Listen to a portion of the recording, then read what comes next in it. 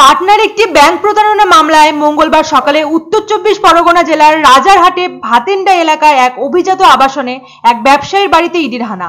জানা গিয়েছে ওই ব্যবসায়ীর নাম সন্তোষ বর্মা। জানা যায় এই ব্যবসায়ীর দার্জিলিং, পুরী, ভুবনেশ্বর সহ বিভিন্ন প্রান্তে একাধিক হোটেল রয়েছে।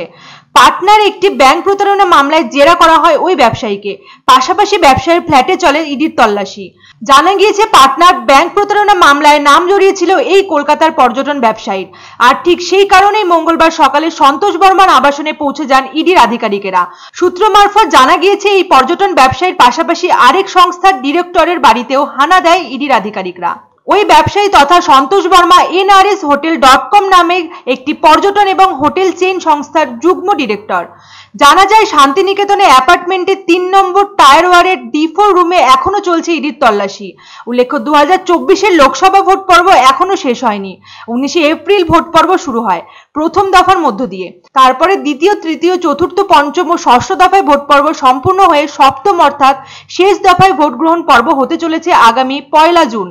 উত্তর কলকাতা, দক্ষিণ কলকাতা, ডায়মন্ড হারবার, মথুরাপুর, বারাসত, জয়নগর, দমদম, যাদবপুর, বসিরহাট এই কেন্দ্রগুলিতে। আর তার আগে ফের শহরে ইডির তৎপরতায় উত্তেজনা ছড়িয়েছে। বিহারের পাটনার ব্যাংক প্রতারণা কাণ্ডের তদন্তের জন্যই কলকাতায় রাজারহাটে একযোগে চলছে ইডির তল্লাশি।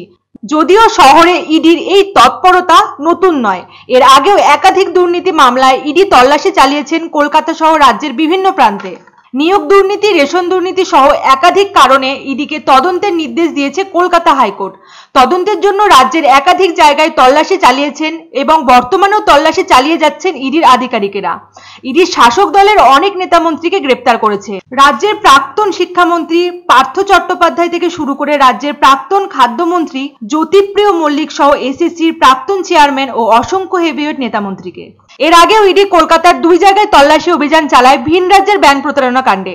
জানা গেছে ইডির আধিকারিকেরা হানা দেয় কলকাতার চিনার পার্ক সংলগ্ন একটি অফিস হাউজিং এর একটি ফ্ল্যাটে। সূত্র মারফত জানা গেছে দিল্লির এক ব্যাংক প্রতারণা মামলার ঘটনার তদন্তেই ইডির আধিকারিকেরা তল্লাশি চালান। চিনার পার্ক সংলগ্ন PS এভিয়েটর বিল্ডিং এর 5 তলার একটি অফিসে তল্লাশি চলে ইডির আধিকারিকদের। পাশাপাশি এই একই মামলায় ইডি আধিকারিকরা তল্লাশি অভিযান চালান গ্রিনউড হাউজিং কমপ্লেক্সের একটি ফ্ল্যাটেও।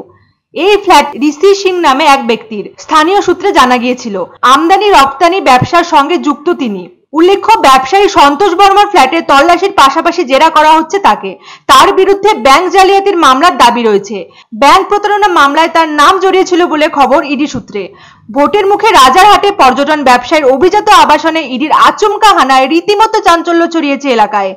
পেরিয়ে গেছে বেশ কয়েক ঘন্টা, তবে তল্লাশি চলছে জোর কদমে।